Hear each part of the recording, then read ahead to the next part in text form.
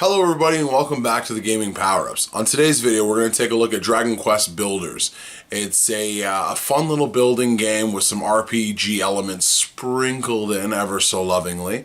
And so we'll take a look at some of the gameplay, and I'll show you guys the first world and kind of like a little bit how the game mechanic works and just what the game looks like. So without further ado, let's get into the video. Alright everybody, so today's game, Dragon Quest Builders. It is a building game slash RPG, I guess. There's elements of both, you know, having in mind for your materials and having to build, you know, weapons and, you know, different blocks and different pieces. So we'll kind of get into it, and I'll show you guys kind of, you know, little things you can make, you know, what your sub-menus look like, what some of the items you're available for. Now, this game is available for demo if you guys are interested. I believe on any platform that this is on. It's on PS Vita, PS4, and the Switch. You know, you can grab the demo and you get a good feel of the game. It's about, you know, probably a half an hour worth of gameplay, and you get a really good idea. So here's in your Mason work studio or workstation. So it just shows you all the different things that you can make.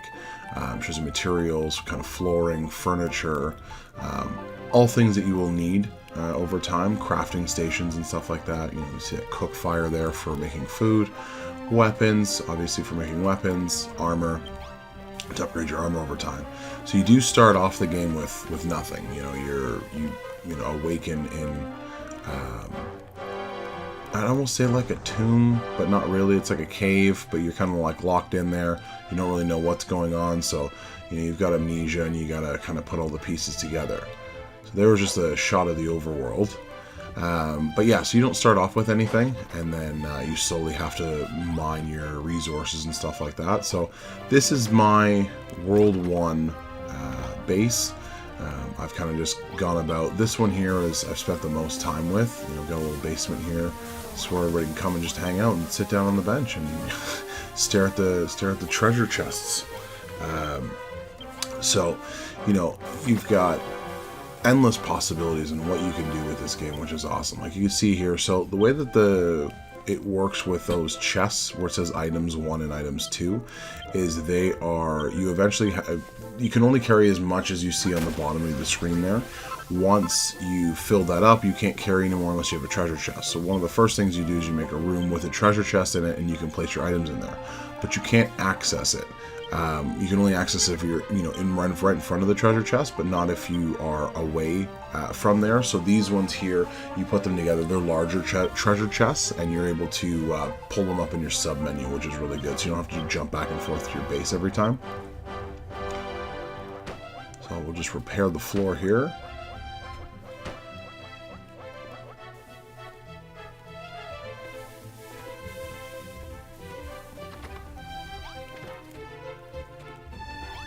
You see, you've got all different kinds of rooms in there, all with different beds and stuff.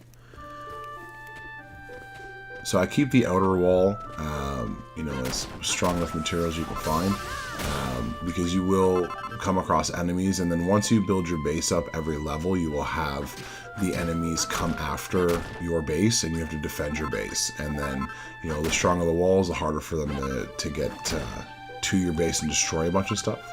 So as you saw there, I broke up a couple of sticks. Those become like your hidden sticks in the first bit of the game. You need a lot of those just to keep making sticks to, you know, break down the earth or kind of smash any of the materials that are there. As you see, I got some spikes. Those gargoyles there shoot fire. They do actually hurt you as well. But they're pretty cool. I remember when I first got them, I was like, oh man, these are awesome. And then I stood right in front of them and lost a bunch of health. So those are warp plates. After successfully defending your base against an enemy attack, you will get those pieces, and you craft them together to make another portal to another world. So this, again, is all in the first world. So you have subsections of the first world, so you come in here, and this is right where you'll find sand. As like one of the first things I picked up there. You find some other enemies, these bunnies that like to charge you. Those little leaves are help to make, you know, potions to, you know, recover your health. You can smash rocks. So the only thing is, though, is that you only start off with like a stick once you make it, and then you kind of have to find a recipe to craft a hammer, and then you'll be able to find other ways to craft new hammers and stuff like that, or when you be able to get new materials, it'll kind of pop up like, hey, you could make this. You did have to go off because you needed the hammer to get to a certain part in the first world. So you ended up coming into this is the second warp pad. You went to the first one, and you found one of the enemies, but wasn't an enemy. He's actually an NPC, and then you just talk to him, and then he tells you the ingredients that you need to make it, and then you've got to kind of go on your way to find them, to put them all together. Good thing to always have on you is a workstation. Once you can make it and keep it in your inventory, especially when you're starting off, because there will definitely be times where you either don't have as much materials to start off with to get all of the items that you need to make, or hold all the items that you've made. So sometimes as you're in the world, it's a little bit easier to bring it with you, so you can actually craft your weapons or craft doors or torches or something like that. So another big recommendation is always carrying 2 beds, a door, and a torch or a little bonfire, any type of lighting, because once you get into these areas, you see a little witch thing, goblin behind me. At nighttime they come out more frequently, and when you're a lower level, they're a fairly powerful enemy. So this here is a Chimera Wing, sends you back to your base at any given point. But like I was saying, you want to be able to explore, and sometimes you don't want to keep going back and forth and back and forth. So if you make yourself a room, which is 2 blocks high, all 4 corners, and then you have a door on it and place 2 beds. And then you can sleep on those beds. So you see there, that's the first chest that I dropped down in the room here, first room. You fall asleep, and then you'll sleep until the morning. You'll also recover health. If you went before you went to sleep, you will recover your health, and then you're fresh, ready to go and start mining for some new adventure.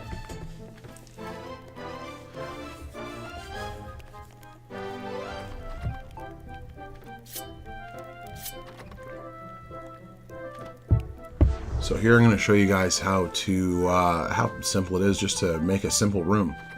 So the one thing I really loved about this game is that there's not very many restrictions. Especially once you put the time in and you've gotten the resources that you need to get, the sky's the limit. You can not every single world and every single base that you have to rebuild will have kind of the same thing. Like I was able to kind of make like a basement in here, and some of the other ones you could, but you would have to make the tower very, very large, or your base very large, and have multiple levels. But it's just cool to be able to come in and just, build whatever you want to build. They did a really, really good job with this game. I was super, super, super surprised with it. Like I didn't think I thought I would play it, and it'd be kind of one of those I would just pick up and put down and pick up and put down, and this thing got me hooked. And it was like my kids loved watching me play it. They loved being able to put some of the blocks down to make a room, or even just to put them down and make squares and stuff like that. They even enjoyed it and loved watching me do it as well. So it's really cool. It's definitely a family-friendly game. There's no swearing or anything like that in this game, which is awesome. There's no I know some of those RPGs, they kind of have that teen vibe to them, but this game here, yeah, if your kids are into Minecraft and kind of want a little bit more out of it, again, I'm not super knowledgeable when it comes to Minecraft. I've just kind of played it a little bit, but I feel like there's more RPG elements in this game. I could be wrong. Let me know in the comments below. This game too, if you're any one of a fan of Dragon Quest, it's a cool game to you're kind of building your own adventure basically. So in here we're gonna build the roof on the building, or the room below us, so that we can build a wall and build a room in here. So one thing I'd like to mention is that this does have 4 sub-worlds. So basically you get dropped into a new world, and you start off with just that, you'll see that yellow flag to the right there. You'll start off with it, and it's a lot smaller. It changes in size and looks, bigger, and as your base grows, but yeah, you start off with a base that's been shattered, and it's just, you can tell that because of the way that the music changes. The music will change if you're outside of your base, and if there's monsters by you or whatnot. So you get dropped off in your base. There's barely any walls, there's barely any rooms. There is, it's just kind of, a shell of what it used to be.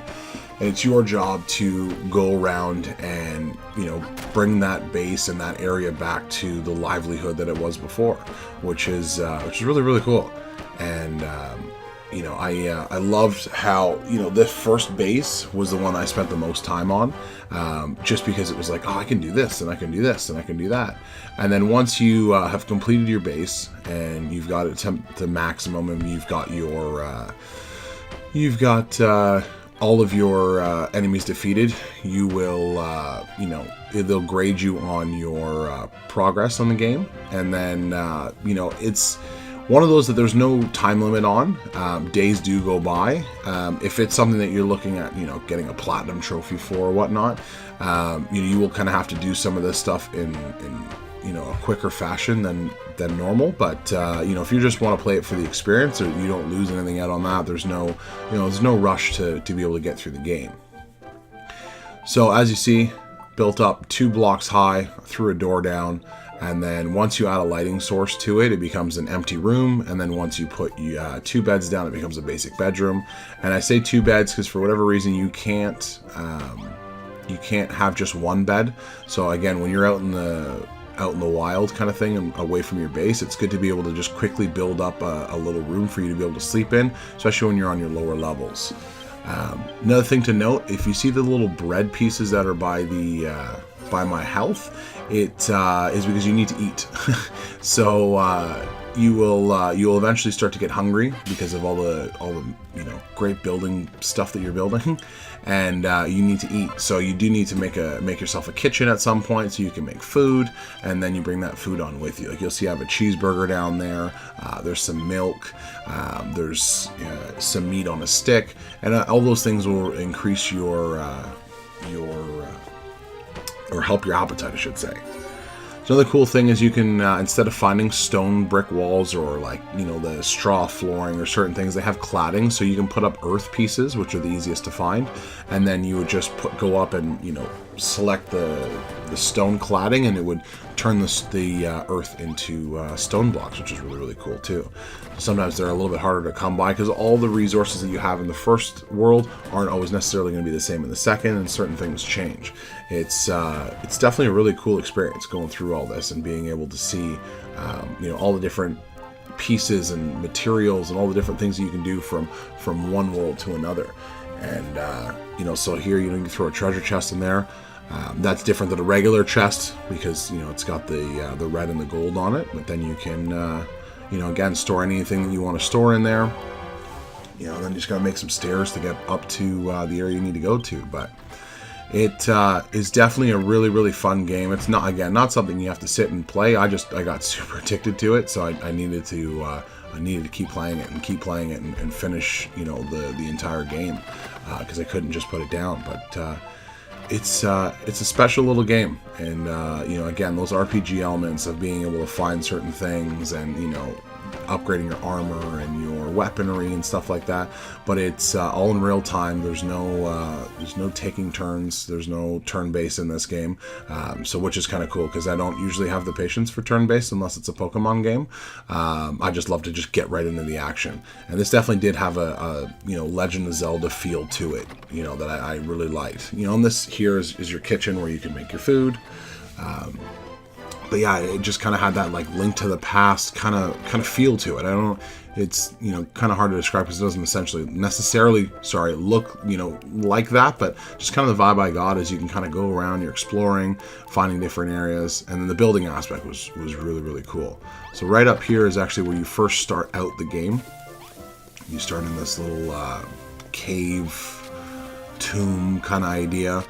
And then, so yeah, anytime you can't see yourself, you'll see an outline around the wall. Sometimes it's a little bit difficult when you're trying to go underground or whatnot, but yeah, this is where you start. And then, you know, you can start to mine pieces. This obviously you can't because, you know, it's a key item and it has, you know, you can interact with it. But even those torches on the wall, like you could hit those torches off the wall and take them. Or you'll find, you know, caves that you can go into and find, like those little shackles on the wall. And, you know, you can take some of the flooring and, you know, some of those stairs. So it's really cool that you can for the most part take anything and everything from the world. There's certain spots where you can't dig down too far anymore. There will be a point where it makes that noise and you can't go down any further, you know, or you can't you can't take yourself out any further. Like there's only a certain part in the water that you can go to, and then that's about it. Like if you fall in the water, you'll die. But if you build yourself a little bridge, it stops at a certain point and just says that, you know, a strange force is holding you off. But you can see in the distance that you've got all these different areas, and a lot of them are by warp areas. You know, there's a little cave, that little black area there, and yeah, it's just one of those games that, you know, you'll think you've explored everything, and you haven't even explored half of it, which is really awesome. It's really why I fell in love with this game. But that's everything for me, guys, and just want to thank everybody for watching the video. If you guys liked it, give me a thumbs up, hit that subscribe button, ping that notification bell, and until next time, guys, game on.